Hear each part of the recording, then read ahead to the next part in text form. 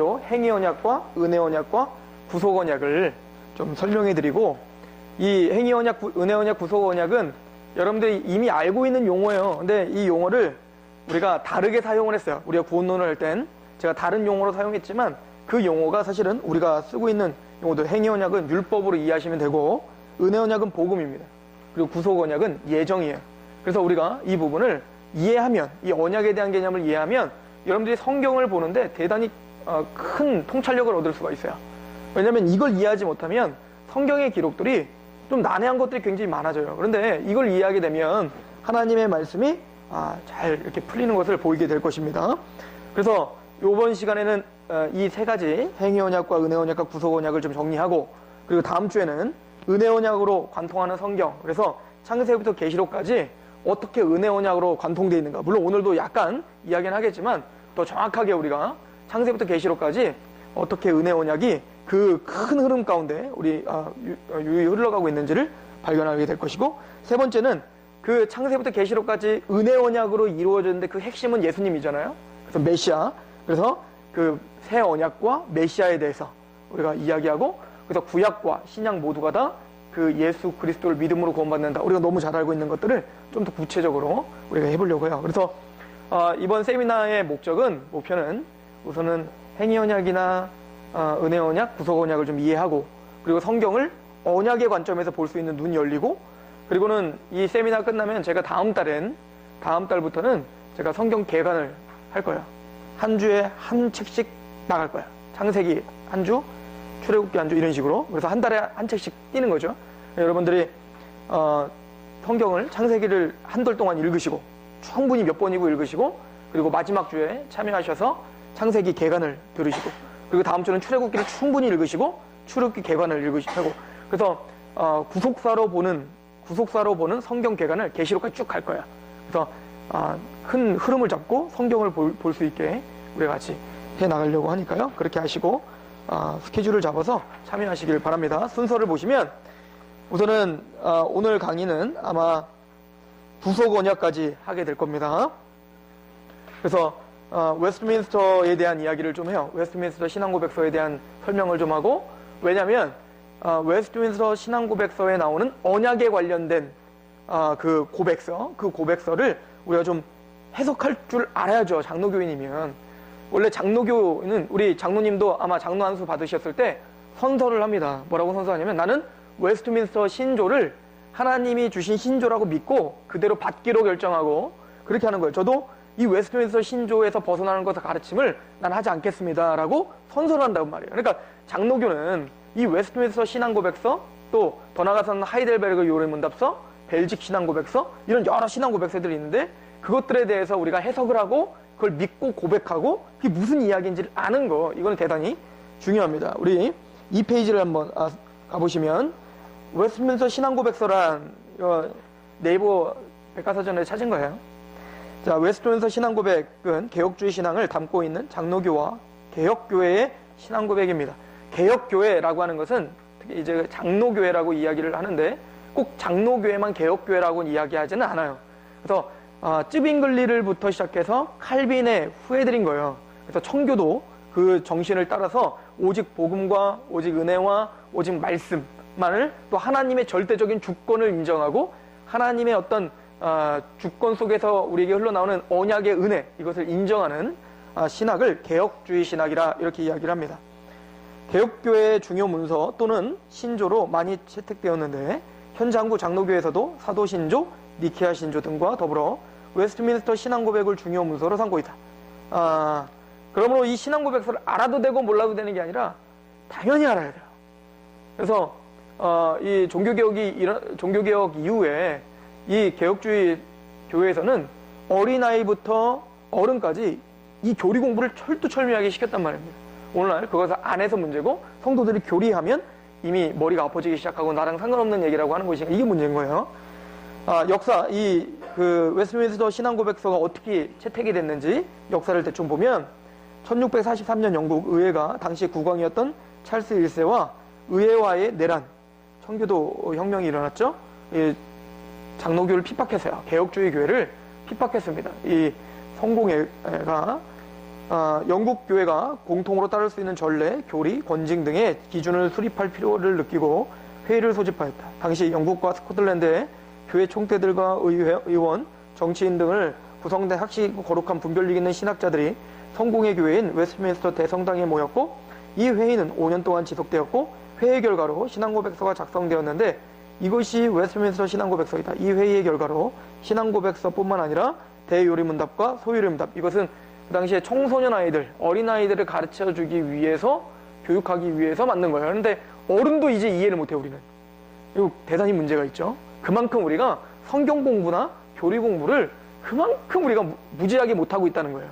그래서 우리가 웨스트민스터 신앙고백서를 좀 우리가 체계적으로 공부해야 됩니다. 그래서 우리 교회에서는 그 공부를 이제 시간이 되는 대로 이 금요일 날을 좀 활용해서 우리가 계속 해 나갈 겁니다. 자, 그러면 웨스트민스터 신앙고백서에 우리가 배울 주제, 언약에 대해서 어떻게 우리가 고백을 하고 있는지, 우리가 믿는 거예요. 여러분들이 믿고 있는 거예요. 이렇게 여러분들이 장로교회 다니고 개혁주의 교회 다니고 있다면 이렇게 믿고 있습니다 라고 고백하는 거야. 그럼 우리가 어떻게 믿고 있는지 한번 볼게요. 제가 읽으면서 제가 좀 강독을 해드릴게요. 하나님과 피조물 사이의 간격은 너무나 크기 때문에 비록 이성적 피조물들이라도 마땅히 하나님을 그들의 창조주로 순종할 의무만을 가지고 있다. 그렇죠. 우리 하나님 앞에 순종할 의무만 있지 뭔가를 받아낼 의무는 없는 거예요. 우리가 그것을 철저하게 믿는 거예요. 그러나 그들은 의무 수행의 결과로 그들이 하나님에게서 무슨 축복이나 상급을 얻어낼 수가 없었고, 오직 하나님 편에서 자원적으로 자기를 낮추심에 의해서만 그것을 얻을 수가 있었다. 하나님께서는 그것을 언약의 방법으로 나타내시기를 기뻐하셨다. 자, 우리 다른 종교와 우리 기독교의 다른 점, 우리가 몇 번 이야기했던 것 같은데, 다른 타 종교는 신이 있다면 이 신을 찾아가는 거예요. 누가? 인간이 찾아가는 거예요. 인간이 어떤 신적 존재를 찾아가는 것, 뭐 그게 신이 뭐 내 안에 있다, 뭐 불신, 불교는 그렇게 말을 하죠. 뭐 이렇게 말하고 뭐 브라만이 나에게 있다, 뭐 이렇게 말하건, 그게 어떤 거 힌두교건 불교건 또 이슬람이건 그런 여러 종교들은 인간의 어떤 열심과 노력과 행함과 지식을 깨달음으로 신에게 내가 다가간다라고 생각을 했단 말입니다. 그러나 우리 기독교의 기본적인 고백은 우리는 스스로 하나님을 알 수도 없다라고 하는 거예요. 그래서 오직 하나님이 우리에게 자기를 낮추시고 우리에게 오셔야지만이 우리는 하나님을 인지할 수 있다라고 하는 것이 기독교의 가장 기본적인 시작인 거예요. 그리고는 하나님은 자신을 낮추셔서 우리 인간들에게 하나님을 드러내 주셨어요. 이거를 하나님을 아는 지식이죠. 그죠? 호세아에게 그러잖아요. 너희가 하나님을 아는 지식이 없으므로 망하는도다 라고 하는 거예요. 그래서 우리가 하나님을 아는 지식이 없으면 망하는 거예요. 하나님이 누구신지도 모르고, 하나님의 사랑이 뭔지도 모르고, 하나님이 우리를 어떻게 구원하시는지도 모르고, 또 하나님을 아는 지식이 없으면 누구에 대한 지식이 없냐면 인간에 대한 지식도 없어져요.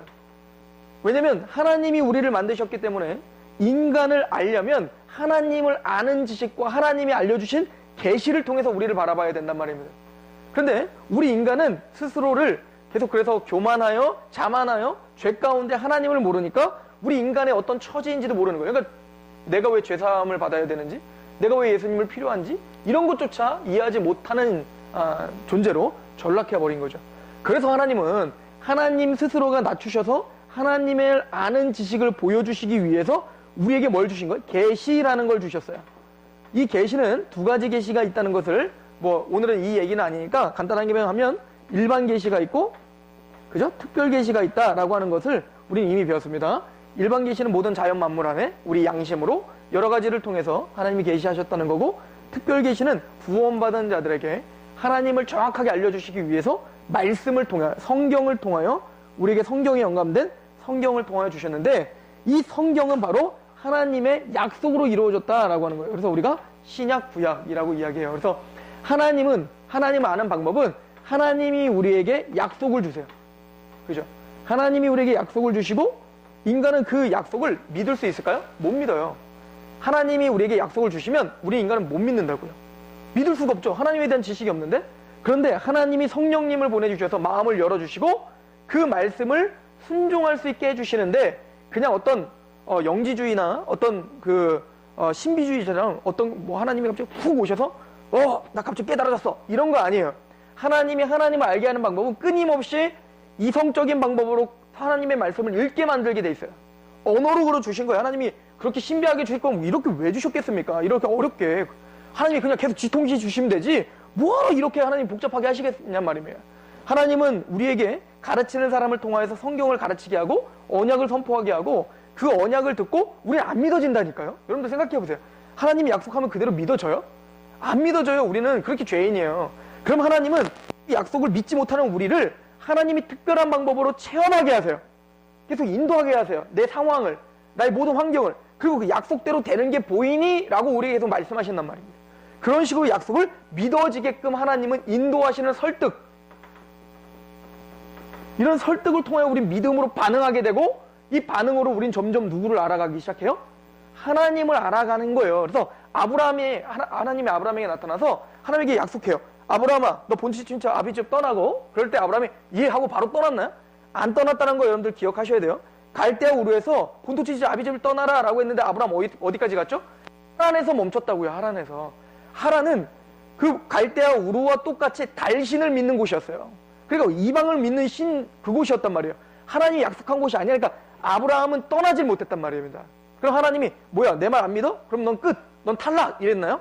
아니에요. 또 찾아가셔서 너 본토 친척 아비 집을 떠나. 왜냐면 이 아브라함이 누구를 계속 의지하고 있었냐면 그 아버지 데라를 의지하고 있었단 말입니다. 그래서 아버지랑 데라를 데리고 하란에서 계속 머무는 거예요. 그것은 아브라함이 사실은 또 떠난 것도 아니고 누가 같이 떠난 거예요? 데라가 떠난 거예요. 그러니까 데라를 의지하고 있을 때 데라까지도 걷어가시는 거예요. 그럴 때 이제 홀로 남았어요. 그때 하나님이 나타나서 어떻게 해요? 본토 친척 아비 집을 떠나. 그래서 그때 뭡니까? 가나안까지 꾸역꾸역 온 거예요. 그러니까 아브라함은 듣자마자 믿었다 그러고 간 게 아니라 하나님이 믿음이 없는 아브라함을 질질질질 끌고 가고 계시는 거예요. 이게 지금 아브라함 전체의 이야기인 거예요. 그리고는 그런 아브라함을 마침내는 누구를 바치는 데까지? 이삭을 바치는 데까지 데리고 가시더라. 이게 하나님의 은혜예요. 이런 식으로 우리는 하나님의 약속을 받아 그 약속을 믿게 되고 그 믿음도 뭐다? 하나님의 은혜다라고 믿는 거예요. 이것을 우리는 믿고 있어요. 두 번째, 인간과 맺은 첫 번째 언약은 행위 언약이었다. 그러니까 이런 이 웨스트민스터 신앙고백서를 우리가 이 기본적인 신앙고백서거든요. 이게 사실은 100년 전만 해도 장로교인들은 이거 그냥 읽으면 무슨 얘기인 줄 알고 은혜 받고 그랬을 텐데 우리 이거 뭔 말인지도 모르잖아요. 행위 언약 이러면 우리 장로교인들도 아무도 몰라. 그래서 오늘 행위 언약이 뭔지를 배워야 된단 말입니다. 행위 언약은 행위 언약이었다. 그 행위 언약으로 아담과 그 안에서 그의 후손에게 생명이 약속되었다. 그 언약의 조건은 완전하고 개별적인 순종이었다.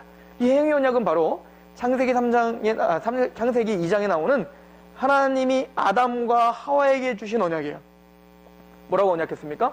너 선악과 따먹으면 정령 죽으리라. 그러니까 이 행위 언약은 뭐냐면 행위가 있어야 되는 거예요.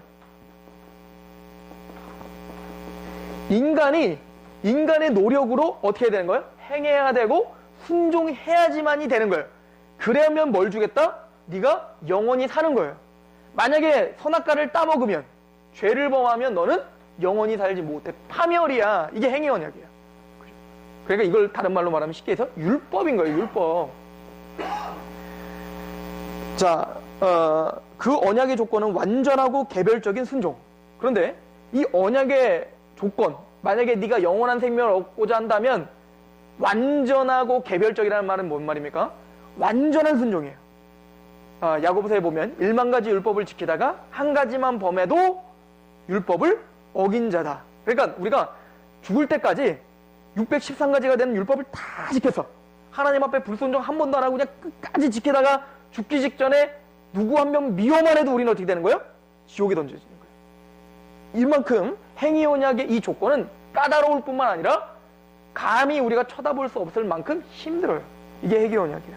3번, 인간이 타락함으로 말미암아 행위 언약으로는 생명을 얻을 수가 없게 되어버렸기 때문에 주께서 두 번째 언약을 맺으시기를 기뻐하셨는데 이 언약을 일반적으로 무슨 언약? 은혜 언약이라 라고 해요. 그래서 이 은혜 언약의 시작은 창세기 3장 15절이에요. 여자의 후손이 뱀의 너의 후손의 머리를 밟을 거야. 너의 후손은 뱀의 여자의 후손의 발꿈치를 상하게 하지만 너는 그 머리를 밟히게 될 거야. 이게 바로 첫 번째 은혜 언약이야. 그러니까 꼭 근데 웨스트민스터를 읽어보면 하나님이 선악과 줬다가 너 순종하면 영생 줄게 라고 했는데 아담이 타락하니까 어이구 실수했구나. 실수했네. 아까 거 취소, 내가 그럼 다시 다른 언약을 준비해야겠구나 라고 은혜 언약을 두 번째 언약을 주셨다라고 생각을 하죠. 그런데 사실은 하나님은 그런 식으로 주신 건 아니에요. 하나님은 만세전부터 선악과를 주시고 행위 언약을 주시고, 하나님이 그 선악과를 따먹을 거라고 생각했을까요? 몰랐을까요? 하나님은? 이게 중요한 질문이에요. 자, 이 부분을 우리가 성경 공부를 통해서 정리하시기 바랍니다. 일단 이걸 구속 언약에서 우리가 정리를 해야 돼요. 자, 네 번째. 아니네요. 네 번째 단락. 그 언약에 의하여 주님은 죄인들에게 예수 그리스도로 말미암아 생명과 구원을 값없이 주셨다. 그러나 그들이 구원받도록 하기 위해서 그리스도를 믿는 신앙을 우리에게 요구하셔요. 우리에게 요구되는 건 믿음입니다. 신앙입니다. 생명에 이르도록 작정되어 있는 모든 자들에게 그의 성령을 주시어 그들로 하여금 기꺼이 그리스도를 믿을 수 있게 하실 것을 약속했다. 웨스트민스터는 얼마나 철저하게 은혜를 강조하는지 몰라요. 우리가 오직 그 은혜 언약에 참여할 수 있는 것은 그리스도로 말미암아 되는데, 우리가 조건이 있는데 뭐예요? 오직 믿음이에요. 그런데 그 믿음도 성령님이 오셔서 주시는 것이다 라고 성경은 말해요. 그러니까 우리가 할 수 있는 게 없다라고 해석하는 거예요, 이 웨스트민스터는. 4번. 이 은혜 언약은 성경에서 자주 언약, 커버넌트, 유언이라는 이름으로 나타납니다. 이것은 유언자이신 예수 그리스도의 죽음과 영원한 기업과 거기 속해 있는 모든 것을 포함하여 언급하는 것입니다. 그래서 성경에 나오는 언약이라는 단어는 유언이라는 단어와 많이 흡사한 단어로 많이 사용한다는 거예요. 그래서 유언이라는 건 어때요? 지켜도 되고 말아도 되는 게 아니라 반드시 지켜줘야 돼요. 그러니까 아무리 부모님 말씀을 어겼던 사람들도 부모님의 유언만큼은 지키려고 하잖아요. 그죠? 그런데 그 유언은 죽어야 실행되는 거예요. 마찬가지로 이 언약의 주체이신 예수님께서 죽으셔서 우리에게 반드시 주어지고 이루어져야 될 언약, 이게 성경인 거예요. 5번에 이 언약은 율법 시대와 복음 시대에 각기 다르게 집행되었다. 그렇죠. 구약과 신약이 엄연히 다르잖아요. 구약엔 성막도 있었고 뭐 제사 드려야 되고 막 성전이 있었고 그러잖아요. 그런데 언약이 율법화에서는 약속들, 예언들, 제물들, 할례, 유월절 양, 그리고 유대 백성들에게 전하여진 다른 모형들과 의식들에 의하여 집행되었는데, 이 모든 것은 장차 오실 그리스도를 예표하는 거예요. 그리고 4페이지입니다. 그 당시에는 약속된 메시아를 믿는 신앙으로 선택된 자들을 교훈하며 세우는데 성령의 사역으로 말미암아 이것들로만으로도 충분하였고 효과적이었다. 그 메시아로 말미암아 그들은 완전한 죄사함과 영원한 구원을 얻었는데 이를 구약. 그래서 이 웨스트민스터는 이 얘기를 하는 거죠. 구약은 뭐 제사법, 성전, 율법, 안식일, 이 모든 것들을 통하여 누구를 가리키기 위함이었다? 예수 그리스도를 가리키기 위함이었다. 누가복음 24장에 봤더니 뭐라고 합니까? 모세의 율법, 선지자의 글, 시편, 구약 전체는 나를 가리켜 기록되었다. 그래서 이 구약은 형태는 다르지만 누구를 믿는 거는 똑같은 거예요. 복음 시대와 같이 복음, 예수 그리스도를 믿는 건 똑같아요. 그래서 웨스트민스터가 6번을 보시면 복음화에서 실체이신 그리스도께서 나타나시게 되자 이 언약은 말씀 선포와 세례와 주의 만찬인 세례의식, 이 수많은 율법의 의례는 없어지고 예수 그리스도로 성취되고, 예수님은 우리에게 이 여러 가지를 두 가지로 딱 알려주셨죠. 뭡니까? 바로 세례와 성찬. 그래서 세례와 성찬은 이 언약적인 관점을 알고 있을 때 세례와 성찬이 제대로 이해가 되는 거야. 이 의식들은 수적으로는 몇 안 되어 단조롭고 그리고 외적인 화려함도 없이 집행되지만 그것들을 통해서 그 언약이 모든 민족들, 곧 유대인들과 이방인들에게 더욱 충분하고 확실하고 영적인 효과를 가지고 제시되고 있다. 이를 신약이라고 부른다. 그러므로 본질 면에서 차이가 있는 두 종류의 은혜 언약이 있는 것이 아니고 여러 세대에 걸쳐 있기는 하지만 하나의 동일한 언약이 있을 뿐이다. 자, 이게 중요한 말인데, 이제부터 은혜 언약, 행위 언약 이렇게 우리가 나누며 공부를 할 때 우리가 흔히 은혜 언약을 행위 언약, 은혜 언약 이렇게 나누고 옛 언약, 새 언약 이렇게 나누잖아요. 그죠? 그럴 때 보통 우리는 이거를 신약, 이거는 구약, 은혜 언약을 신약, 행위 언약을 구약, 이런 식으로 보면 안 돼요. 이거는 우리가 받아들이는 바가 아니에요. 지금 웨스트민스터가 말하는 것은 구약 안에도 뭐가 있다는 거예요? 은혜 언약이 있는 거예요. 구약 안에도 뭐가 있어요? 새 언약이 있다고요. 이해 가시죠? 그럼 옛 언약은 구약 전체를 가리키는 게 아니라 옛 언약은 성경은 반드시 하나를 제목해요. 뭐냐면 모세 율법을 가리키는 거예요. 이 모세 율법은 뭐냐면 행위 언약, 아담이 선악과를 따먹은 것에 구체화된 거예요.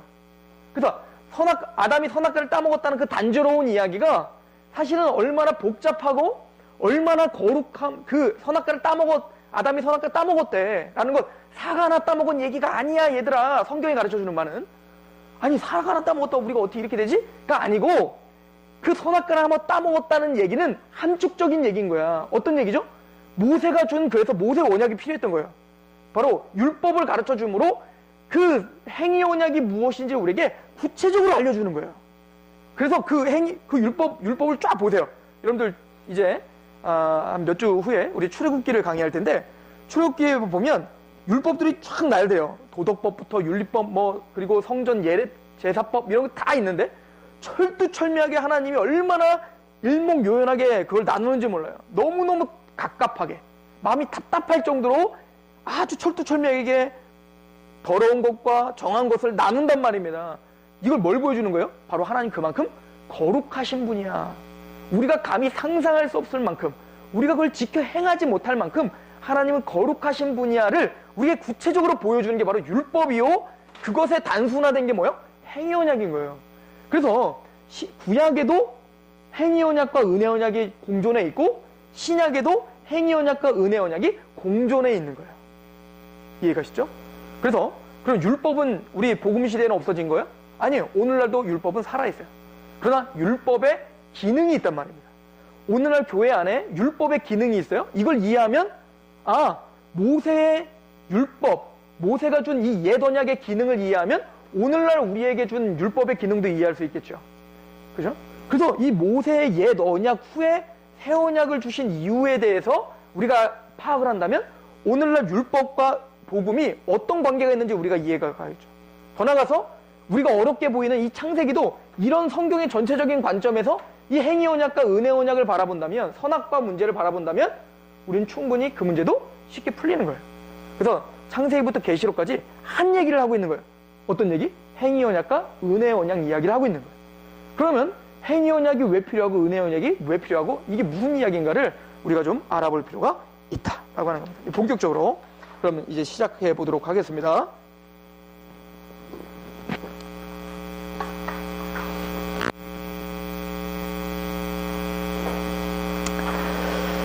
자, 하나님과 우리 인간은 언약의 관계다라고 하는 것을 우리가 이미 상고해 봤고요.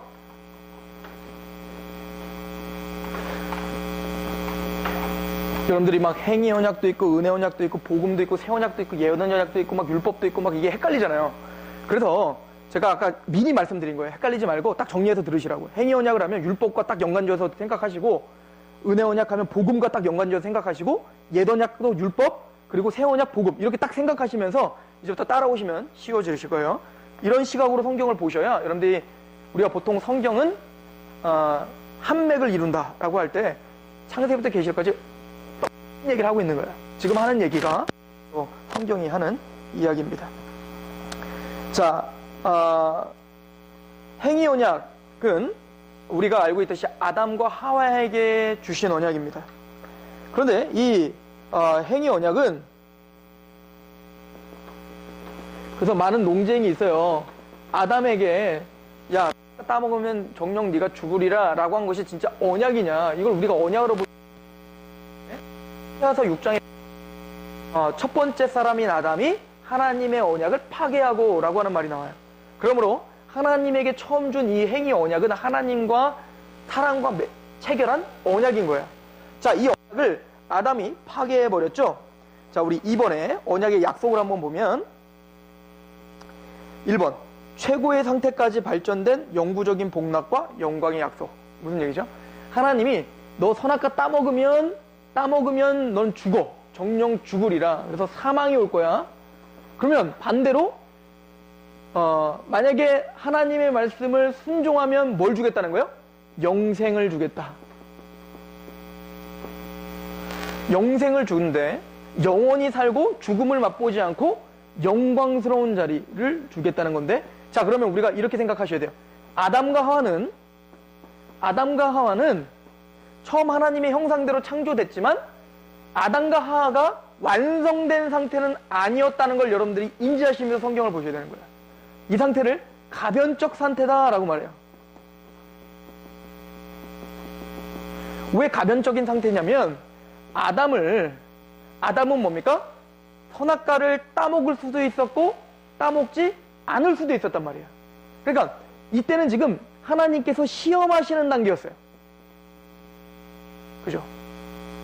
자, 이걸 뭘로 보면 아냐면 우리 5페이지에 2번에 보시면, 자, 로마서 7장 10절 말씀 있죠? 여기 보면 생명에 이르게 할 그 계명이 내게 대하여 도리어 사망에 이르게 하는 것이 되었도다. 그래서 하나님이 행위 언약 율법을 주신 이유는 생명을 주시기 위함이었죠. 그런데 아담은 이 생명을 누리지 못하고 그것을 파괴했어요. 우리 6페이지로 넘어가세요. 언약의 파괴. 호세아서 6장 7절 같이 한번 읽어볼까요? 시작. 그들은 아담처럼 언약을 어기고 거기에서 나를 반역하냐. 그래서 아담은 하나님의 언약을 파기하고 반역했어요. 이게 뭡니까? 바로 아담과 하와가 선악과를 따먹은 상태죠. 자, 그래서 여러분들이 이제 계시록에 보면, 계시록의 새하늘과 새 땅을 여러분들이 장면하는 걸 보면 거기 보면 생명나무가 나와 있어요. 그죠? 에덴 동산에 있었을 때는 생명나무와 선악과가 두 개가 있었는데 새하늘과 새 땅, 온전해진 새하늘과 새 땅을 보니까 거기에는 뭡니까? 생명나무가 있어요. 보좌 위에. 보좌를 통해서 흘러나오는 그 생명수를 받아먹어 생명나무가 있어요. 그런데 거기에는 뭐가 없어요? 선악과가 없어요. 이 얘기는 뭐죠? 더 이상 타락할 수 있는 기회도 없는 완벽한 상태. 이 상태를 우리는 성경은 뭐라고 이야기하고 있냐면 그리스도의 형상이에요. 그리스도의 장성한 분량이에요. 하나님의 온전한 형상이에요. 완전한 현상. 그러니까 하나님은 원래 아담을 창조해 놓고 어디로 이끌어가고자 했던 거예요? 그 영광스러운 상태로 이끌어가고자 했던 거예요. 그런데 그 시험을 아담은 이기지 못하고 타락하게 되었다고 성경은 이야기하고 있는 거죠. 우리 갈라디아 3장 10절 한번 읽어볼게요. 시작. 물은 율법 행위에 속한 자들은 저주 아래에 있나니 기록된 바 누구든지 율법책에 기록된 대로 모든 일을 항상 행하지 아니하는 자는 저주 아래에 있는 자라 하였으니라. 그래서 아담 이후로 우리 모두는 다 뭐가 됐다는 거예요? 죄인이 되었다. 그죠? 자, 이렇게 생각하시면 돼요. 아담이 타락을 했을 때는 죄가 있던 상태였던가요? 없던 상태였던가요? 없었어요. 죄가 없었던 거룩한 상태였다고요. 그런데도 선악과를 따먹으면 정령 죽는다라고 했는데 시험에 통과해요? 못 통과해요? 못 통과하더라. 그러면 이렇게 생각하시면 돼요. 우리는 아담의 상태도 아니야. 우리 뭐예요? 완전히 부패한 상태예요. 이런 상태에 우리가 그 시험을 통과할 수 있을까요? 없을까요? 없어요.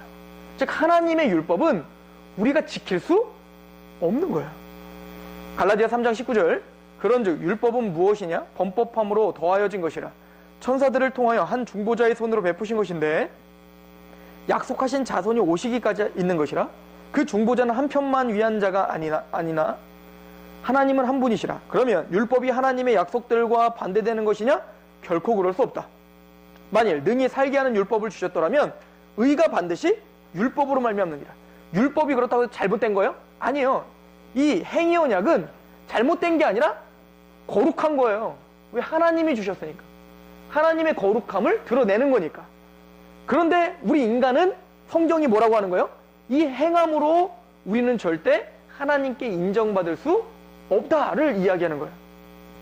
왜냐면 율법을 주신 목적이, 행위 언약을 주신 목적 자체가 아담아 너 순종해라, 인간들아 모세에게 율법을 주신 목적이 이스라엘아 너네 순종해라 라고 주신 게 아니에요.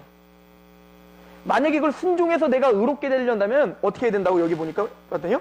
율법을 다 행함으로 의롭게 되어야 된다는 거예요. 22절. 그러나 성경이 모든 것을 죄 아래 가두었으니 이는 예수 그리스도를 믿음으로 말미암는 약속을 믿는 자에게 주려 함이라. 이것 위에서 율법이 필요한 거야. 아, 난 죄 아래 있구나. 나는 하나님의 말씀, 행위 언약을 지키지 못하는 존재구나. 눈꼽만큼도.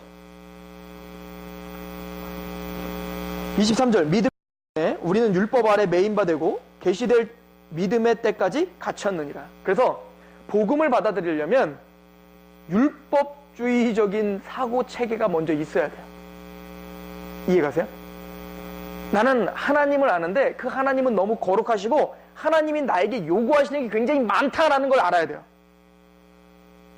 그래야 복음을 복음답게 받아들여요. 그 대표적인 사람 누구죠? 루터예요. 루터가 신부로서 하나님의 말씀을 철두철미하게 지켜 살려고 했잖아요. 그런데 내 마음에 자유함이 있던가요? 없는 거예요. 분명히 고해성사를 하고 뒤를 돌아오면 또 죄가 생각나고 또 신부님에게 가서 또 고해성사를 하고 또 돌아오면 또 죄가 생각나고 우리는 그 죄가 뭔지도 모르기 때문에 문제인 거예요. 현대 사람들은 죄가 뭔지를 모르니까 하나님의 회개조차 할 생각을 못하는 거예요. 그 사람에게 구원이 있을 수가 없죠. 죄가 뭔지 알아야죠. 그래서 성령님이 우리에게 오셔서 하시는 역할이 뭐예요? 세 가지를 깨닫게 해주신다잖아요. 죄에 대하여, 의에 대하여, 심판에 대하여 알려주신다잖아요. 왜냐하면 인간들이 죄가 뭔지 모르니까. 그러니까 성령님은 우리 안에 와서 율법, 하나님의 거룩한 행위 언약을 우리 안에 드러내는 거예요. 너 선악과 따먹지 마. 그런데 우리는 계속 선악과를 따먹고 있다는 것을 깨닫게 하시는 거예요. 그런데도 못 알아들어. 이스라엘 백성들이, 유대인들이 선악과를 내가 언제 따먹어? 내가 사과 언제 따먹어? 아니 그게 아니고 율법 말이야, 율법. 그러면서 모세에게 그래서 율법을 주신 거야. 하도 못 알아들어서. 선악과가 뭐냐고? 율법이라고. 너네 이거 다 지켰어? 아니 나 지킨 것 같은데요? 바리새인과 서기관들이 그랬죠. 아, 나 괜찮은 것 같은데 나 살인도 안 저지르고. 그게 예수님까지 보내셔서 뭐라고? 웃기지 마. 살인죄만 살인죄가 아니라 너 누구 미워한 적 없어? 있는데? 그럼 너 살인죄 졌다니까? 이해가세요? 우리가 철두철미한 죄인이구나를 깨닫게 하기 위해서 하나님은 행위 언약과 율법을 주신 거예요. 그래야 예수님께 갈 수 있어요. 그래서 율법을 뭐라고 다른 말로 별명을 붙였냐면 초등학문이라고 말해요. 누구에게 보내는? 예수님께 가는. 그래서 루터가 그 베드로 성당을 박박박박 겨우 올라갔는데 피가 철철철철 흐르는데도 어때요? 이 죄책감이 없어지질 않은 걸 보면서 그러니까 철두철미 율법에 사로잡힌 거죠. 이 얘기를 다른 말로 하면 행위 언약, 하나님의 말씀에 사로잡혀 보니 내가 살 수 없구나, 심판 안에 있구나를 깨닫게 된 거예요. 그때서야 뭐가 비처럼 딱 돌리는 거예요? 오직 의인은 믿음으로 말미암아 살리라 라고 하는 말씀이 내 안에 박히는 거예요. 웨슬리도 마찬가지였잖아요. 그렇게 성공의 거룩하게 살아야 구원받는다라고 하는 그 교리의 체계를 믿고 살면서 정말 미국 선교까지 갔는데 실패하고 와서 이제는 난 끝났구나, 난 지옥 형벌을 받을 수밖에 없구나 라고 하는 그 행위 언약에 대한 정확한 이해가 있을 때 복음이 들렸고, 그리고 아, 이것으로 구원 못 받는구나 라고 하는 감격으로 예수님을 만났잖아요. 하나님이 구원을 주시는 방편이에요. 그래서 율법은 우리에게 너무 중요한 은혜인 거죠. 그러므로 하나님이 아담에게 이렇게 말하죠. 아니 선악과를 왜 주셨대? 아니 따먹을 거 알면서 왜 주셨대? 주셨어야 돼요. 주셔야 하나님의 은혜가 뭔 줄 알아요. 처음부터 시스템으로 메모리로 딱 해갖고 은혜를 딱 집어넣으면 되시잖아요. 동물들처럼 알아서. 하나님 그거 하시지 않겠다는 거예요. 그래서 우리를 로봇처럼 만들지 않겠다는 거예요. 자유의지를 주시고, 그래서 선악과를 또 주시는 의미가 거기 있어요. 헷갈리죠? 선악과를 주시는 의미가 자유의지. 네가 선택해서 나를 좀 사랑해. 그런데 내가 선택해서 사랑해 보려고 하니까 선택이 돼야 안 돼요. 우리는 죄밖에 선택을 못하는 존재를 깨닫게 하는 거예요. 그래, 자유의지로 날 선택할 자는 없어. 그래서 뭘 주시는 거예요? 은혜 언약이라는 걸 주시는 거예요. 그리고 감격이라는 걸 줘요. 저는 제가 이 성경 공부를 다 마친 다음에 제가 한 번 더 결론을 드리겠지만, 저는 성경을 연구해 보니까 하나님은 자기의 영광을 빼앗기지 않으세요. 이게 핵심이에요. 여러분들 이제 은혜 언약을 내가 오늘 은혜 언약 할지 못할지 모르겠어요. 딴 얘기를 많이 해서. 근데 아무튼 이 언약이 뭐 사주하죠 뭐. 이 언약의 핵심이 뭐냐면 나는 너의 하나님이 되고 너는 나의 백성이 될 거야. 거든요? 나는 너의 하나님이 되고 너는 나의 백성이 될 거야 라고 하는 건 뭐냐면 너는 피조물이라는 걸 인정하고 나를 철두철미하게 의지하고 의존할 수밖에 없는 존재라는 걸 알게 만들 거야. 거든요? 이게 영광이에요. 하나님께 드리는 영광, 예배. 숨 쉬는 곳조차도 하나님의 은혜군요. 나는 하나님의 백성입니다. 라고 고백하는 그 고백을 받아내기 하는 거예요. 이게 영광인데 이 영광을 그 어떤 누구에게도 빼앗기지 않겠다는 거예요. 이게 성경에 계속 나와요. 이 얘기는 뭐냐면 내가 돈을 의지하고 살면 그거 하나님 반드시 영광 빼앗아갈 거라는 거예요. 누구에게로? 하나님께 다 돌리게 만들 거예요. 우리가 하나님의 사람이라면. 누구를 의지하게? 하나님을 의지하게. 그럼 뭘 뺏어가야 될 거야? 돈을 박살내버려요? 그때서야 하나님을 의지하는 게 내가 떡을 먹고 빵을 먹고 사는 게 아니라 사실은 그 뒤에 하나님의 입에서 나오는 말씀으로 먹고 사는 거였구나를 깨닫게 되는 거죠. 왜? 나는 하나님의 백성입니다. 그래서 하나님의 창세기부터 계시록까지 목표는 하나더라고요. 뭐냐면 그 영광을 극대화시키시는 거. 어떻게 하면은 내 사랑하는 하나님의 형상 받은 백성들이 나의 백성이 나를 로봇처럼 사랑하지 않고 어떻게 하면 나를 마음에서 우러나는 사랑하게 만들까? 어떻게 하면 그 찬양이 외식적인 찬양이 아니라 어떻게 하면 그 마음에서 우러나와 그냥 천사들도 감히 따라할 수 없는 그 거룩한 천사들도 따라할 수 없는 새 노래로 하나님을 찬양하게 만들까? 그 방법은 하나밖에 없더라고요. 구속인 거예요. 예수님에 감격하게 하는 거. 그 하나님의 사랑과 희생이 뭔지를 깨닫게 하여 너는 철두철미하게 이 사랑을 받을 자격이 안 되는데 그 사랑을 받아 누리는 존재란다를 깨닫게 하여 하나님 앞에 자발적으로 무릎 꿇게 하는 거. 이게 하나님의 우리를 인도하시는 목적이더라고요. 먹든지 마시든지 무엇을 하든지 하나님의 영광을 위해서 하는 거. 로마서 3장 19절도 보십시오. 우리가 알거니와 무릇 율법이 말하는 바는 율법 아래에 있는 자들에게 말하는 것이니 이는 모든 입을 막고 온 세상으로 하나님의 심판 아래에 있게 하려 함이라. 그러므로 율법의 행위로 그 앞에 의롭다함을 얻을 육체가 없다. 율법은 뭐 하는 것뿐이에요? 죄를 깨닫는 거예요. 율법의 기능은 이거밖에 없어요. 물론 또 있어요. 구원받은 자에게 율법의 기능은 또 있어요. 그러나 구원에 관련돼서는 이거예요. 구원받기 위해 우리의 죄성과 죄 아래 가둬두는 거. 그래서 죄책감을 갖는 거. 이게 문제예요. 그래서 제가 항상 말하잖아요. 복음을 전할 때 당신은 사랑받기 위해 태어나셨습니다. 부터 말하는 건 복음이 아니라니까요. 당신 죄인입니다. 그런 얘기 안 하니까 안 두드려 맞잖아요. 그걸 말해야 당신 죄인입니다 라고 말해야 두드려 맞아요. 이걸 뭐라고 하냐면 십자가라고 하는 거예요. 거치는 반석을 깔아줘야죠. 예수님을 믿지 않으면 당신 죽습니다. 당신이 아무리 잘났어도 당신이 아무리 지식이 있더라도 예수님 믿지 않으면 당신 죽습니다 라고 말해주는 거예요. 이게 그래서 행위 언약은 바로 인간에게 주신 그 율법의 잣대인 거죠. 어디로 인도하기 위한 수단인 거예요? 은혜 언약으로 인도하기 위한 수단인 거예요. 은혜 뭐예요? 얼마나 은혜가 좋으면 이해가시죠?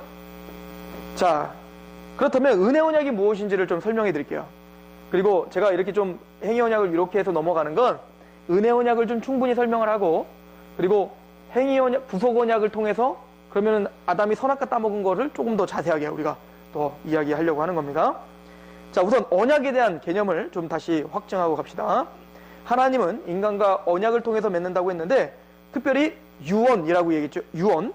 히브리서 9장 16절. 유언은 유언한 자가 죽어야 되나니 유언은 그 사람이 죽은 후에야 유효한 즉 유언한 자가 살아있는 동안에는 효력이 없는 거예요.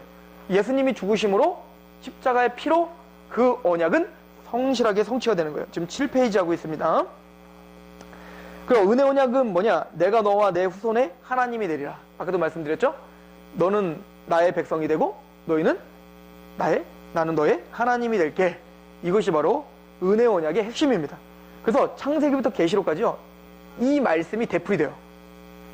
나중에 제가 이거는 성경을 관통하는 은혜 언약을 할 때 제가 다시 해드리겠습니다. 우리 1번에 하나님께서 주시고자 하시는 궁극적인 갱신된 언약이다. 이 뭐냐? 자, 우리가 이걸 새 언약이랑도 또 연관해서 보면 돼요. 은혜 언약, 새 언약, 복음 같은 맥락이라고 했죠? 그래서 일부러 제가 먼저 말씀드린 거예요. 자, 에레미야 31장 33절 같이 한번 읽어봅니다. 시작.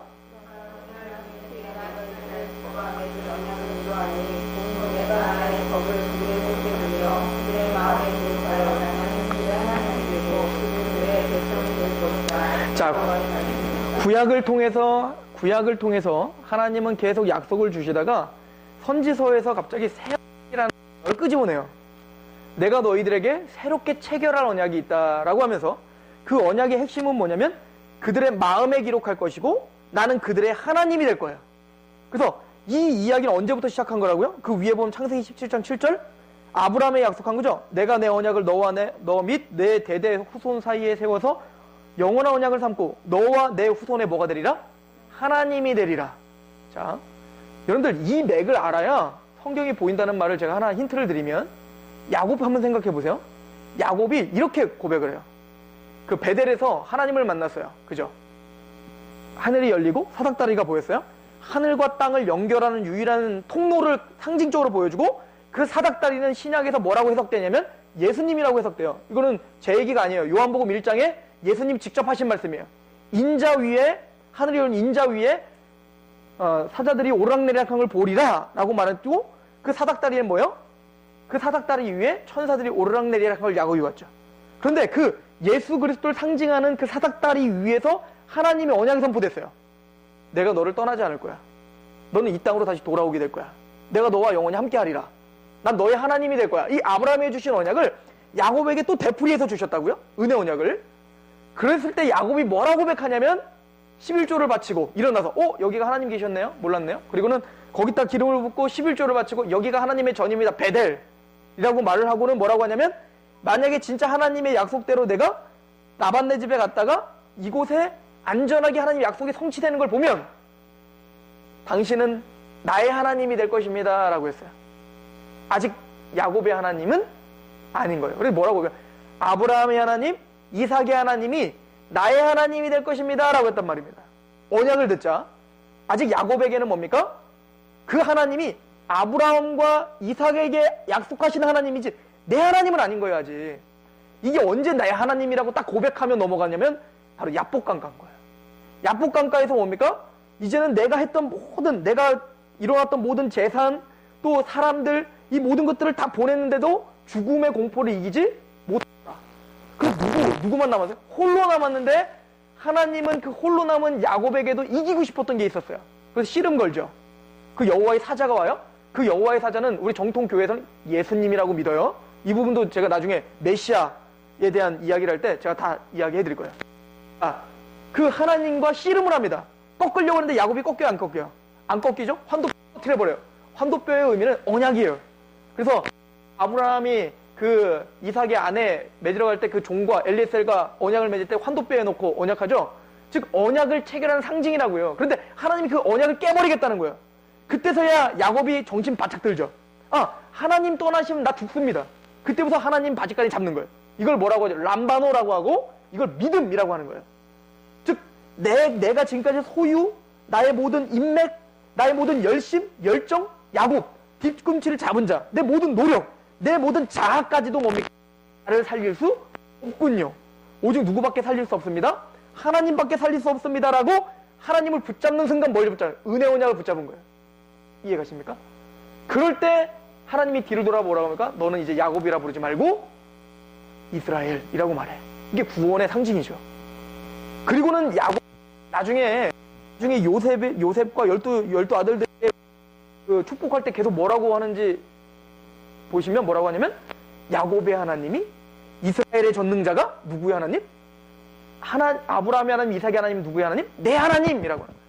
그래서 출애굽기에 모세에게 하나님이 나타나 출애굽시킬게 라고 하면서 하나님이 뭐라고 약속해요? 나는 아브라함의 하나님, 이삭의 하나님, 야곱의 하나님, 그리고 너의 하나님이야. 살아있는 자의 하나님이니라.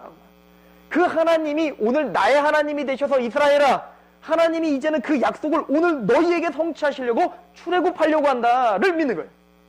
이게 다 뭐냐면 은혜 언약 속에서 지금 흐르는 광맥이요. 이게 다 뭐죠? 나는 너의 하나님이 될게. 그리고 그 은혜를 깨달은 나는 뭐요?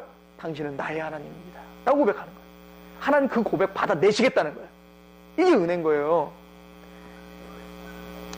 그런데 그 고백을 받아내는 성취가 뭐냐면 지금까지 율법 그 말씀이 뭐예요? 성문화돼서 이렇게 외부적으로 돌판에 쓰여져 있지만 이제부터는 너희가 새 언약 시대에는 뭐예요? 이 마음 안에 바로 그 언약을 세울게 라고 말해요. 예레미야 32장 38절들은 내 백성이 되겠고 나는 그들의 하나님이 될 것이며, 이 얘기 이제 뭔지 아시겠죠?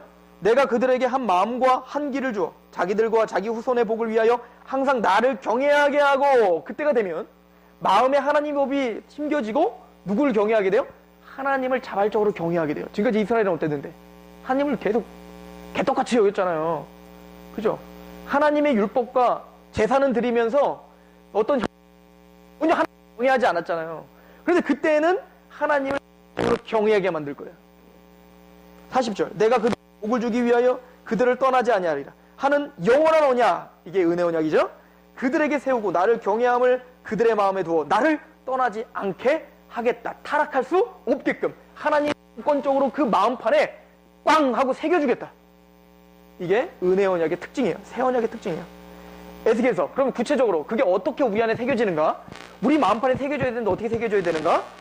34절 지금 조금씩 은혜 언약이 어떻게 성취되는지 보여주고 있는 거예요. 이미 근데 여러분들 아는 내용이에요. 정리하시는 거예요. 에스겔 34장 23절 내가 한 목자를 그들 위에 세워 뭐가 필요해요? 목자가 필요해요. 한 목자가 세워질 거예요. 근데 그 목자는 누구냐? 다윗과 같은 목자. 이게 에스겔 말하는 거예요. 먹이게 하리니 그는 내 종 다윗이라. 그가 그들을 먹이고 그들의 목자가 될지라. 누굽니까? 예수님이죠. 그래서 예수님이 예루살렘에 입성했을 때 뭐라고요? 호산나? 다윗의 자손이라고 말하는 거예요. 나 여호와는 그들의 하나님이 되고 내 종 다윗은 그들 중에 왕이 되리라. 사사기를 보면 이스라엘 백성들의 진짜 왕은 누굽니까? 하나님인데 그 하나님이 보여요, 안 보여요? 안 보이니까 진짜 하나님을 왕으로 모시는 것이 하나님의 백성이고 당신은 나의 하나님입니다, 당신은 나의 왕입니다 라고 고백하며 사는 건데, 사사기를 보니까 어때요? 하나님이 보이지 않으니 하나님의 말씀을 어기며 살아요. 그래서 하나님은 왕권을 주신 거예요. 보여지는 왕을 보여주셨어요. 이 누구죠? 바로 다윗인 거예요.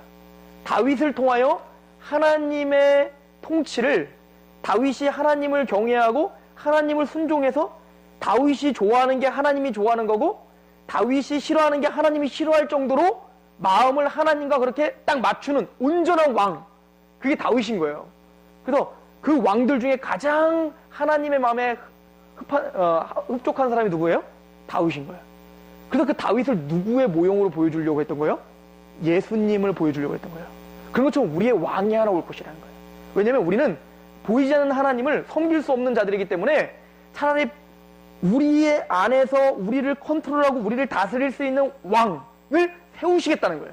근데 그 왕은 반드시 누구여야 되냐면 그 하나님을 지극히 사랑하고 하나님의 뜻과 하나님의 말씀 앞에 철저하게 굴복하여 죽기까지 복종하는 왕이어야 돼요. 그 왕이 누구예요?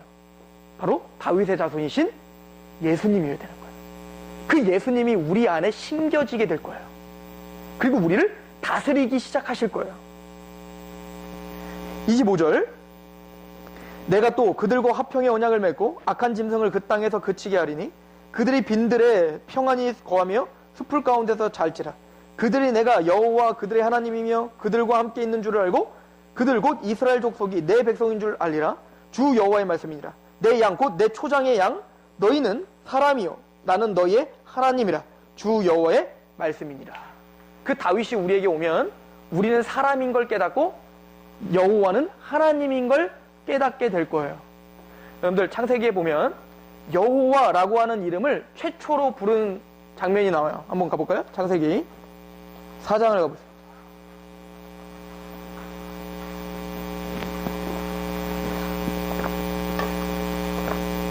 창세기 4장 25절 제가 한번 읽어보겠습니다. 아담이 다시 자기 아내와 동침함에 그가 아들을 낳아 그의 이름을 셋이라 하였으니 이는 하나님이 내게 가인이 죽인 아벨 대신에 다른 씨를 주셨다 함이며 셋도 아들을 낳고 그의 이름을 뭐라고 했어요? 에노스라고 하였으며 그때 사람들이 비로소 여호와 이름을 드디어 부르기 시작해요. 그죠? 이 에노스라고 하는 단어는 사람이라고 하는 뜻이에요. 아담과 동의어예요. 즉 나는 사람입니다. 나는 먼지와 같은 존재입니다. 나는 흙입니다. 이런 뜻이거든요. 그러니까 나의 비천함을 깨달아 야곱이 야복강가에서 내 어떤 것으로도 죽음을 이길 수 없다는 걸 깨달아 누구를 붙잡았죠? 하나님의 약속을 붙잡을 수밖에 없었던 것처럼 이 에노스도 뭡니까? 나는 사람일 뿐입니다. 나는 피조물일 뿐입니다. 당신은 뭡니까? 하나님이십니다. 라고 여호와라고 부른 거예요. 지금 이 배경을 살펴보면 하나님이 아담에게 뭐라고 약속을 했냐면 아담을 타락시켜버린 그 뱀의 후손을 여자의 후손, 즉 메시아죠. 여자의 후손에 의해서 뱀의 머리를 밟을 거야. 이걸 우리는 구원이라고 말하고 구속이라고 말하겠죠. 그런데 아담과 하와는 이 약속을 어떻게 믿었을까요? 그러니까 여자에게서 난 사람이 누구라고 생각하며 살았을까요? 메시아라고 믿었던 거예요. 우리의 관점으로 보면 안 되고 하와의 관점에서 한번 보자고요. 하나님이 여자에게서 난 후손이 메시아가 될 거야 라고 말했으니 딱 누굴 낳아버렸어요? 가인을 낳았잖아요. 그래서 득남하였도다. 드디어 한 남자가 났다 라고 말한 거예요. 그런데 그 가인이 어떻게 했어요? 살인자가 돼버렸잖아요. 누구까지 죽여버렸어요? 거룩한 아벨까지 죽여버렸잖아요. 끝났구나. 그런데 이 하와는 또 어떻게 한 거예요? 또 낳았어요. 그리고 뭐라고 했어요? 다른 씨를 주셨도다. 얘겠지. 이게 뭐야? 셋이에요. 근데 셋이 진짜 메시아던가요? 아니란 말입니다. 그래서 셋이 또 누굴 낳아요? 에노스를 낳아요. 그 에노스의 이름 뭐라고요? 인간. 이건 우리가 할 수 있는 게 아니구나를 깨달은 거예요. 그때서야 누구를 부르더라? 여호와께 나아가는 거야. 아담과 이때 살았을까요? 못 살았을까요? 살아있었던 시대예요. 아담과 900 몇 살까지 사신 거 이해 가시죠? 즉 같이 그렇게 지은 거예요. 뭐죠? 우리가 하는 게 아니구나. 하나님이 하시는 거구나. 여호와를 바라봐야 되는구나. 이게 은혜 언약인 거예요. 이게 구원이에요. 이해 가시죠? 그래서 그 얘기를 하고 있는 거예요, 지금. 자, 에스겔서 그러면 더 구체적으로 조금씩 더 구체화 시켜봅시다. 좋습니다, 하나님. 그러면 어떻게 우리가 그러면 그렇게 하나님을 부르게 됩니까? 나는 사람이고 당신은 하나님입니다를 우리가 어떻게 고백할 수 있단 말입니까? 자, 제가 이거 왜 뭘 설명한 거냐면 에스겔서 34장 31절을 제가 설명하려고 했던 거예요. 우리 7페이지에 보면 맨 밑에 내 양 곧 내 초장의 양 너희는 사람이요 나는 너희의 하나님이라. 이해 가시죠? 이거를 깨달은 자가 뭐예요? 새 언약의 사람들인 거예요. 그러니까 구약 속에서도 새 언약이 보이는 거예요, 계속. 자, 이제 8페이지로 넘어가십시오. 에스겔 36장. 그럼 어떻게 나는 사람이며 당신은 하나님입니다를 어떻게 깨달을 수 있지? 이 강팍한 마음이 어떻게 무너져서 그걸 깨달을 수 있냔 말이야. 25절. 맑은 물을 너희에게 뿌려서 너희로 정결하게 하되 곧 너희의 모든 더러운 것에서와 모든 우상 숭배에서 너희를 정결하게 해야 돼요. 죄에서 먼저 어떻게 해야 돼요? 씻음을 받아야 돼요. 물을 뿌려서 성전을 깨끗하게 했던 것처럼. 여러분들 성전이 얼마나 더러웠겠어요. 성전이 맨날 피를 뿌리고 그 피 게다가 가죽에다 뿌려버렸는데 그거 얼마나 썩은 내가 나겠습니까? 피 비린내 얼마나 나겠어요. 그런데 그것도 워낙 더워 거기가. 그런데 거기를 그래서 뭘로 치워야 돼요? 매일매일 물로 뿌려서 정결하게 해야 된단 말이에요. 그런데 꼭 지금 이스라엘 백성들이 어떤 상태냐면 하나님께 예배를 드린다 치고 외식하는 마음으로 뭐 성막도 있고 다 성전도 있는데 너희들이 뭐요? 지금 청소를 하지 않아서 피비린내가 나는 그 역겨운 지경이 됐다는 거예요. 그게 누구냐? 우리예요, 우리. 우리가 그랬던 사람들이잖아요. 그렇기 때문에 그 역겨운 곳에서는 하나님이 나는 너의 하나님이 될 수 없는 거죠. 그래서 우리 안에 뭐부터 없애야 돼요? 죄라고 하는 그 역겨운 것을 다 물로 뿌려서 없애야 된단 말입니다. 이게 첫 번째 작업이에요. 기억하십시오. 첫 번째, 죄를 없애야 돼요. 두 번째, 26절. 또 새 영을 너희 속에 두고 새 마음을 너희에게 주되 너희 육신에서 굳은 마음을 제하고 부드러운 마음을 줄 것이며 라고 하죠. 두 번째, 마음이 부드러워져야 돼요.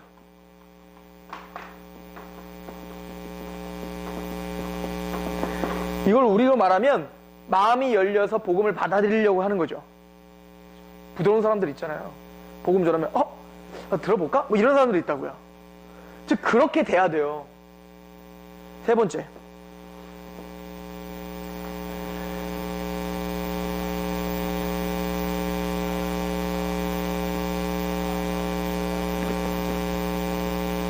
자, 지금 어디 읽었죠 제가? 여기죠. 27절 같이 읽습니다. 시작. 또 내게 영을 너희 속에 두어 너희로 내 율례를 행하게 하니. 자, 보세요. 그리고 세 번째 뭐요? 하나님의 영을 부어주시는 거예요. 자, 요거 구원론에서 배웠죠? 죄를 사하고 물을 뿌려 죄를 사하고 마음을 부드럽게 하고 하나님의 영을 부어주세요. 요 모티브를 사용하셔서 예수님이 뭐를 설명하셨다고요? 거듭남을 설명하셨다고요.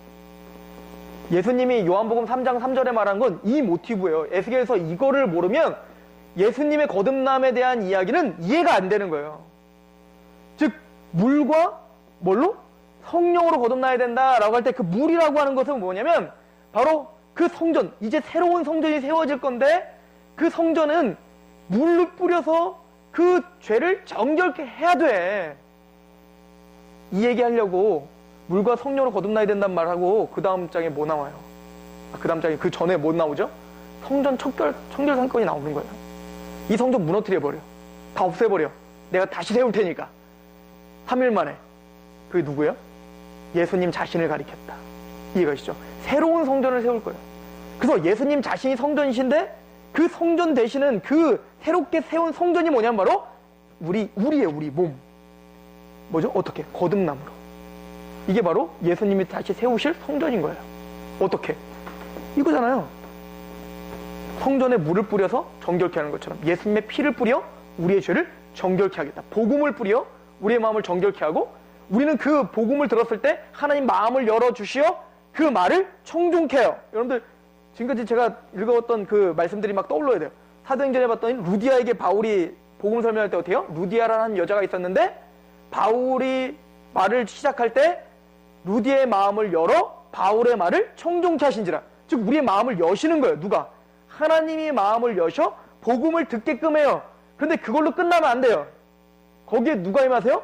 성령님이 임하시더라. 자, 에베소서 1장 13절 말씀을 한번 잘 생각해 보세요.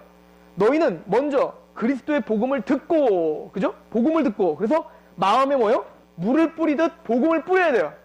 듣고, 또한 믿어가 뭐요? 마음을 부드럽게 하며 성령의 인치심을 받았으니 뭐요? 하나님의 영이 너희에게 임할 것이다. 그럼 뭐가 된다는 거예요? 확증과 보증이 되고 거듭남의 역사가 일어난다. 복음은 말로만 임하는 게 아니라 능력과 성령과 큰 확신. 지금 이 모든 메시지가 지금 구약과 신약이 다 일맥상통하게 가고 있단 말입니다. 뭘 이루기 위해? 우리 안에 새 언약과 새로운 성전을 세우기 위해, 은혜의 언약을 우리 안에 이루기 위해 지금 계속 이야기되고 있는 거예요. 이 복잡한 얘기들을 이해하시는 여러분들 대단하십니다. 전하는 저도 복잡한데. 자, 우리 고린도후서 6장을 보세요. 8페이지에 있죠? 고린도후서 6장, 우리 16절, 17절, 18절 같이 한번 읽어봅니다. 시작. 하나님의 성전과 우상이 어찌 일치가 되리요? 우리는 살아계신 하나님의 성전이라. 이와 같이 하나님께서 이르시되 내가 그들 가운데 거하며 두루 행하여 나는 그들의 하나님이 되고 그들은 나의 백성이 되리라. 그러므로 너희는 그들 중에서 나와서 따로 있고 부정한 것을 만지지 말라. 내가 너희를 영접하여 너희에게 아버지가 되고 너희는 내게 자녀가 되리라. 전능하신 주의 말씀이라 하셨네. 그래서 우리가 뭐가 됐다는 거예요? 지금 결론은? 니들이 성전됐어. 어떻게? 예수님의 피로 물로 씻은 것처럼 정결하게 우리 죄가 씻어지고 마음이 열려 믿어 성령이 인치심을 받아 너희 안에 성령이 너희가 성전인 것과 하나님의 성령이 너희 안에 거하니까 알지 못하느뇨? 이해가시죠? 그래서 우린 뭐가 됐어요? 성전. 그리고는 그걸 뭐라고 결론을 줘요? 여기 봤더니 나는 그들의 하나님이 되고 그들은 나의, 아브라함에게 주셨던 그 언약, 에레미야, 에스겔, 그리고 계속 그 맥을 이뤘던 그 나는 너의 하나님이 되고 너는 나의 백성이 되리라, 이 말씀을 끝까지 붙잡아 우리에게 지금 선포하고 계시잖아. 그 얘기가 니네 얘기야. 그 얘기, 아브라함에게 주셨던 그 언약이 야곱이 그 감격하여 나의 하나님이 될 거야 라고 했던 그 하나님이 이미 너의 하나님이 된 거야 라고 지금 성경은 우리에게 설명해 주고 있는 거예요. 그러니까 성경이 창세기부터 계시록까지 다 니들 얘기야를 얘기하고 있는 거죠. 왜요? 이 성경의 하나님은 나의 하나님이 됐으니까. 어떻게? 내가 잘나서? 아니에요. 율법을 우리에게 깨닫게 하시고 그 율법으로 내가 죄인인 걸 깨닫게 하시며 그리고 하나님께 구복하게 하시고 내가 그 말씀을 받아들이려고 했지만 받아들이고 나는 언제든지 그 믿음을, 우리 믿음 어때요? 베드로 어때요? 내가 절대 당신 떠나지 않을게 믿음, 이게 유지가 되던가요? 그 말하고 너 닭 울기 세 번 울기 전까지 내가 닭 울기 전까지 3번 내가 너를 부인할 거야, 이런 우리는 어때요? 베드로와 똑같아요. 우리 믿음 그래요. 오늘은 막 믿는 것 같다가 내일은 또 안 믿어지고 막 이런 게 우리라고요. 그럴 때 뭡니까? 성령이 인쳐주셔서 그러거나 말거나 우리를 하나님의 성전으로 삼아 주시는 은혜, 이게 성경이 우리에게 가르쳐주시는 강권적인 주권 속에서 우리에게 주시는 은혜라라고 성경을 말하고 있는 거예요. 결론 내립니다. 히브리서 8장 10절 같이 읽어봅시다. 시작. 또 주께서 이르시되 그날 후에 내가 이스라엘 집과 맺을 언약은 이것이니 내 법을 그들의 생각에 두고 그들의 마음에 이것을 기록하리라. 나는 그들에게 하나님이 되고 그들은 내 백성이 되리라. 아까 이거 에레미야의 예언이었죠? 그 법이 마음에 새겨질 거야. 그래서 예수님의 십자가가 어디 새겨졌어요? 우리 마음판에 새겨져 버렸잖아요. 계시록 어떻게 성취될까 보세요. 21장 3절 시작. 내가 들으니 보좌에서 큰 음성이 나서 이르되 보라, 하나님의 장막이 사람들과 함께 있음에 하나님이 그들과 함께 계시리니 그들은 하나님의 백성이 되고 하나님은 친히 그들과 함께 계셔서 계시록에 이렇게 완성된대잖아요. 보세요. 참 재밌죠? 여러분들, 이제 저랑 같이 이 언약의 관점으로 우리가 반복적으로 계속 우리가 이렇게 설명이 되어지면 성경이 얼마나 재밌는지 몰라요. 그리고 얼마나 일맥상통하고 단순하고 그 은혜 언약, 그 복음을 전하기 위해서 얼마나 하나님께서 몸부림치며 여러 가지 모형과 그림으로 우리에게 보여줬는지 모른단 말입니다. 하나님이 에덴 동산을 보여주셨죠? 그죠? 그리고는 에덴 동산을 타락을 해버렸단 말입니다. 그리고는 아브라함을 불러, 그리고는 뭘 주셨습니까? 모세를 통하여 성막을 주셨죠? 그리고는 이 성막을 더 구체화하기 위해서 뭡니까? 성전을 주셨죠. 그죠? 그리고 이제 성전이라고 하는 단어를 사용해요. 그리고 이 성전은 이제는 무너뜨려라 라고 한 거죠. 그래서 누가 성전이 되셨다? 예수 그리스도께서 성전이 되셨죠. 그리고 예수님이 인쳐진 우리가 뭐가 됐죠? 성전이 됐죠. 그리고는 마침내는 뭐 어디까지 갈까요? 지금 계시록은 새하늘과 새 땅, 이게 뭐예요? 완성된 성전이죠. 그러니까 창세기부터 계시록까지 동일한 얘기하고 있는 거예요. 그러니까 성막을 보면서도 에덴 동산과 계시록의 새하늘과 새 땅이 보이고 예수님이 보이고 교회가 보이고, 또 교회를 바라봐도 예수님이 보이고 성전과 성막과 에덴 동산과 새하늘 새 땅이 보이고, 우리는 지금 이렇게 완성되는 과정 가운데 있는 거예요. 그래서 예수님이 뭐라고 하시냐면, 지금 오늘 다시 읽어볼게요. 계시록 2장 21장 3절에 내가 들으니 보좌에서 큰 음성이 나서 이르되 보라, 하나님의 장막이 누구와 함께 있어요? 사람들과, 즉 우리죠. 우리와 함께 있음에 하나님이 그들과 함께 계시리니 그들은 하나님의 백성이 되고 하나님은 친히 그들과. 이거는 근데 새하늘과 새 땅에서 시작된 게 아니에요. 이미 어디서부터 시작됐냐면 이때부터 시작됐어요. 요한복음 잠깐 보세요. 요한복음 1장 14절.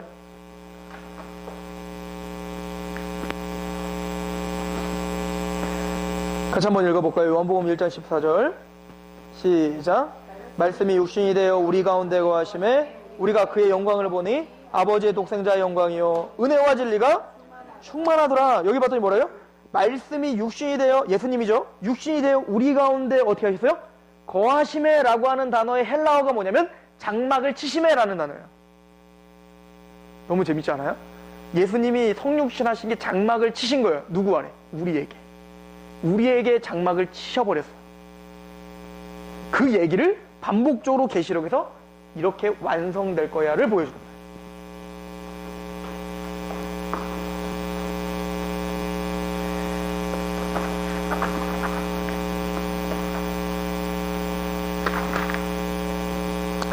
쭉 넘어가십시오. 우리 10페이지 보세요.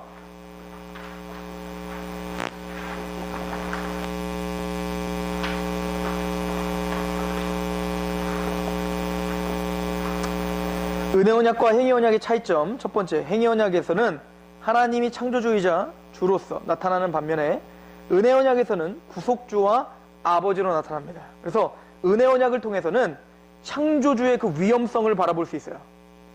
그리고 또한 주님, 우리가 순복해야 될 주님, 왕으로서 우리는 바라봐요. 그러나 은혜언약에서는 바로 그 하나님은 우리의 구원자가 되시고 은혜로운 아버지이심을 보여주고 있어요. 그러니까 이 두 가지 다 우리 놓칠 수 없는 거죠. 두 번째, 행위언약과 달리 은혜언약은 인간 스스로가 아닌 확실한 보증이신 그리스도 안에서 언약의 당사자로서 있는 것이에요. 자, 이 언약이라고 하는 단어가 보통 그 히브리어 성경은 협정이라는 단어로 많이 써요. 협정, 조약. 이게 무슨 얘기인지 알죠? 어떤 나라와 나라끼리 맺는 협정, 조약, 그런 협정을 가리키는데, 이 협정을 할 때는, 맺을 때의 항상 방편은 뭐냐면 아브라함과 하나님이 맺은 언약을 통해서 우리는 모형을 발견하죠. 어떻게 발견하냐면 아브라함과 원래 하나님이 협정을 맺으려면 어떻게 됩니까? 손을 맞잡고 그 새들을 쪼개고 짐승들을 쪼갠 사이로 걸어가야 돼요. 그죠? 그 장면이 나오죠? 그러니까 아브라함도 사실은 하나님과 같이 걸어가야 돼요. 그런데 아브라함을 재워놓고 누구만 확 지나가세요? 불로 하나님만 훅 지나가시더라. 즉 무슨 얘기냐면 그 협정하는 건 강대국과 약소국이 같이 협정을 맺을 때 원래 어떻게 하냐면 같이, 자, 우린 서로 쳐들어가지 않습니다 라고 하고 둘이 손을 잡고 걸어가게 돼 있단 말이야. 걸어가면 무슨 얘기냐면 만약에 이걸 어기는 사람은 이 짐승처럼 쪼개지겠습니다, 죽겠습니다 라고 서로 약속하는 거거든요. 그런데 이거는 동등한 사이끼리 약속할 때 그렇게 서로 쪼개겠습니다 뭐 이런 걸 하는 거지, 사실은 예를 들어 옛날에 조선과 중국과 만약에 협정을 맺는다 그럼 어떻게 할까요? 그렇게 할 수가 없죠.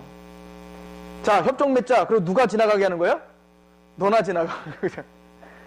내가 너를 지켜줄 테니까 너는 조공 얼마를 나에게 바쳐라. 그리고는 지나가. 이해가세요? 이게 원래 맞다고, 강대국과 약소국에는. 그러면 하나님과 아브라함이 맺는 협약이라면 누가 지나가야 돼요? 아브라함이 지나가야 된단 말이에요. 이게 행위언약이에요. 그렇죠. 근데 아브라함이 지나갔으면 아브라함은 100번, 1000번 쪼개져요. 그런데 아브라함을 보내지 않고 누가 지나가세요? 하나님이 지나가시는 거예요. 누가 쪼개지겠다는 거예요? 하나님 스스로 쪼개지시겠다는 거예요. 그래서 누가 쪼개지셨어요? 예수님이 쪼개지셨죠. 이해가세요? 그래서 그 협정을 성사시킨 거예요. 그래서 예수님의 피가 아니면 이 언약이 우리의 것이 될 수 없는 거예요. 그 얘기를 하고 있는 거예요. 3번, 행위언약은 가변적인 인간의 불확실한 순종. 아까 제가 얘기했죠? 아담은 가변적인 존재였다. 가변적인 인간의 불확실한 순종을 조건으로 하고 있는 반면 은혜언약은 중재자로서 그리스도의 절대적이고 확실한 순종을 조건으로 합니다. 우리가 잘 지켜 이 조건을 이루겠습니다 한다면 우리는 절대 이 은혜언약을 받을 수 없죠. 출애굽기 맛보기. 출애굽기는 몇 달락으로 좀 나눠져요. 자, 출애굽 사건이 나오죠? 출애굽기에. 출애굽 사건이 처음에 이야기가 쭉 진행이 되다가 율법 수여 장면이 나와요. 그죠? 모세가 시내산 가서 율법을 수여받는 장면이 나오고, 그리고는 성막에 대한 이야기가 나와요. 성막 어떻게 짓는지, 제사가 어떻게 하는지, 대제사장 어떤지 뭐 얘기하다가 성막을 실제로 짓는 모습이 나와요. 그리고 출애굽기가 끝나거든요. 근데 이 성막에 대한 이야기를 하고 중간에 하나 똑 껴지는 게 하나 있어요. 32장부터. 뭐냐면 금송아지 만드는 장면이 나와요. 출애굽기 뭐 얘기하고 싶은 걸까요? 얘들아, 나는 너를 구원했다. 그죠? 누구 때문에? 이미 창세기에서 받았던 아브라함과 이삭과 야곱에게 약속한 그 은혜 언약 때문에 내가 너희를 구원했다. 이게 창세기 시작이에요. 출애굽기 시작이에요. 그리고는 율법을 수여하는 장면에 십계명을 말할 때 십계명의 서원이 있어요. 서원에 뭐라고 하냐면 나는 아브라함 하나님, 이삭이 하나님, 야곱의 하나님인데 내가 너희를 그렇게 구속한 하나님이야를 말하면서 율법을 수여해요. 이게 뭐죠? 율법을 통해서 너네 잘 지켜서 내가 너희를 구속시킬 게가 아니라 너희는 이미 구속받았으니, 너희는 이미 구원받았으니 이 율법을 들어라 라고 하는 거예요. 그러니까 구원받은 자에게 율법이 필요한 거야. 왜? 너희를 구원시켜주신 하나님이 얼마나 거룩한지. 그래서 그 거룩한 하나님 앞에 어떻게 순복해야 되는지를 설명해 주는 거예요. 왜? 나는 너희의 왕이니까.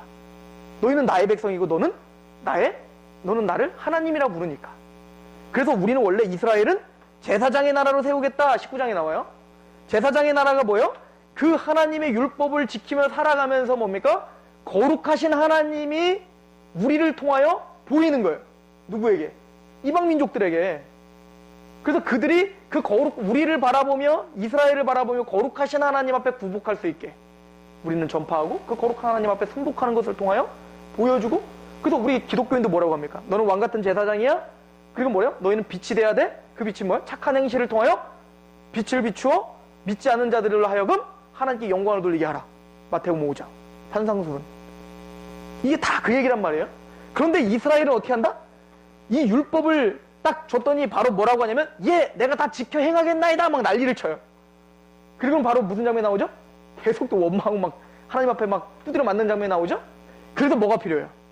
그래서 얘들아, 너희에겐 성막이 필요하단다를 보여주는 거예요. 너희가 율법을 지킬 수 있겠니? 그렇지 않단다. 출애굽을 해서 할례를 행하고, 그죠? 너희는 하나님 백성이 됐지? 율법을 한번 지켜보라. 안 되지? 그래서 대속제물이 필요하단다? 근데 어느 집이죠? 성막을 실제로 만드는데 또 하나 똑 들어와요. 이거를 들었는데도 이 사람들은 뭘 만들어요? 금송아지 우상을 만들더라. 그런데 하나님이 그러면은 성막 취소, 웃기네. 와, 내가 봐주려고 그랬더니 안 되겠구만. 막 취소해버려요? 아니면 그럼에도 불구하고 성막을 만들어버려요? 그럼에도 불구하고 성막을 만들고 진행시키시더라. 하나님의 은혜가 보이십니까? 하나님은 모든 성경을 이런 식으로 우리에게 알려주고 계시는 거예요. 하나님을 아는 지식은 이런 언약들을 깨달으면서 하나님을 아는 지식들이 생기기 시작하는 거예요.